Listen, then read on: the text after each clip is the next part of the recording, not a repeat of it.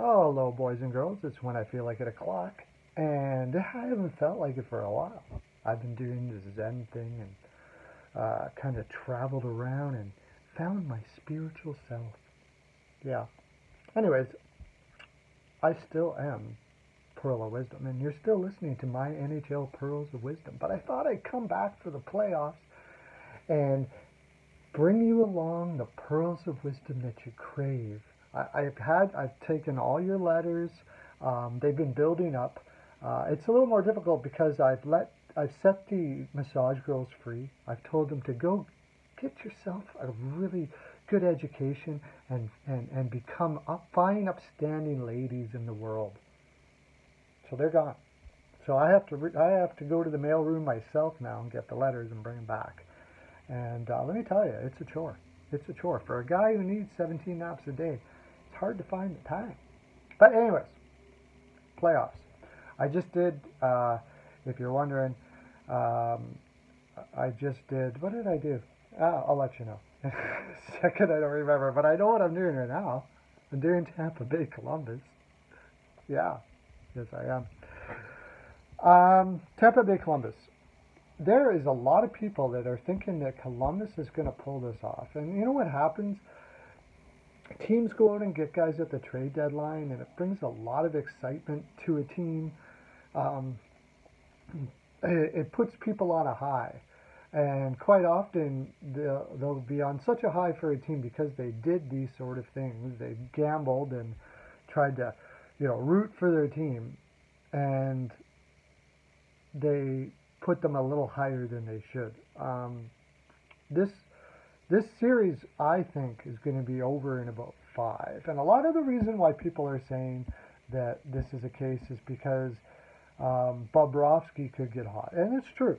Bobrovsky, if he gets super hot, he can steal a series. But I work on percentages, and Vasilevsky, honestly, to me, is every bit of the goaltender of Bobrovsky. Now, he doesn't have the resume yet, but I do believe he will. And if you take that as an even, maybe give a slight edge to Columbus. The rest of Tampa Bay's lineup pretty much crushes them. Uh, Artemi Panarin, Pierre-Luc Dubois, and Atkinson, and you go over to Tampa Bay's top line. Right here, Tampa Bay's top line. Palat, Stamkos, and Tyler Johnson. Now, okay, that being in some ways you could say that Atkinson and Panarin beat out Palat and Tyler Johnson. It's true. Stamkos, at this point of his career, anyways, kicks Dubois' ass.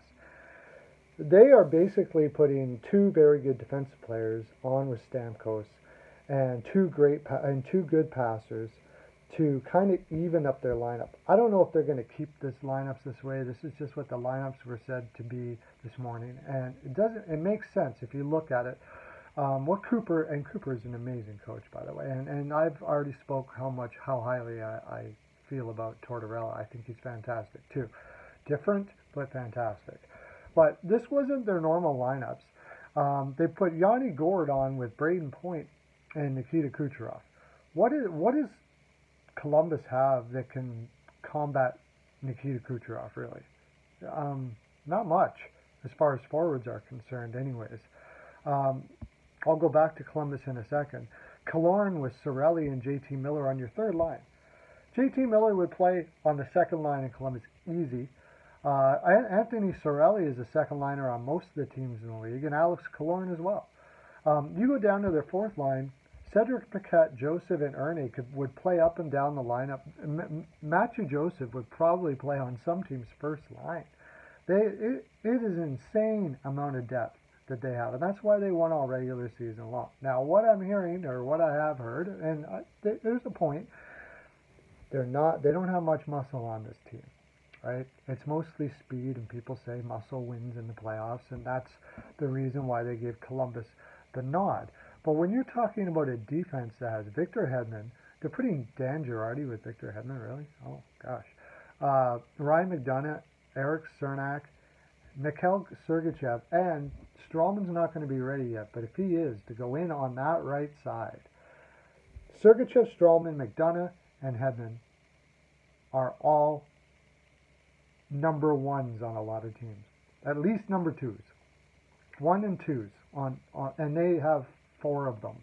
There's no team out there, and certainly not Columbus, that can put a roster together that has that type of talent.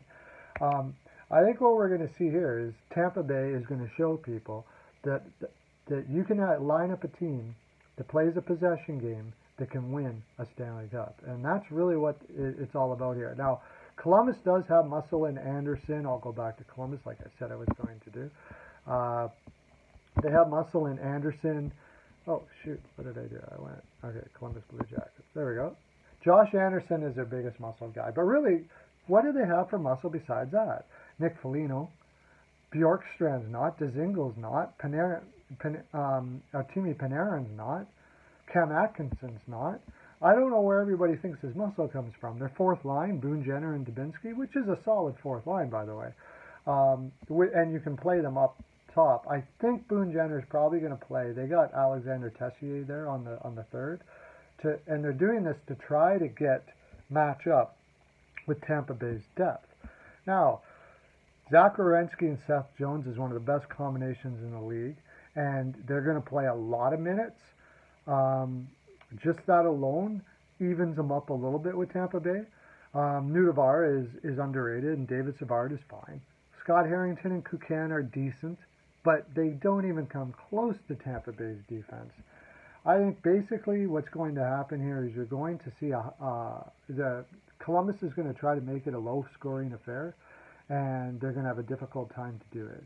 Tampa Bay will quite often get up 1 or 2 goals in early, and Columbus will have to open it up, and I think you'll see some blowouts.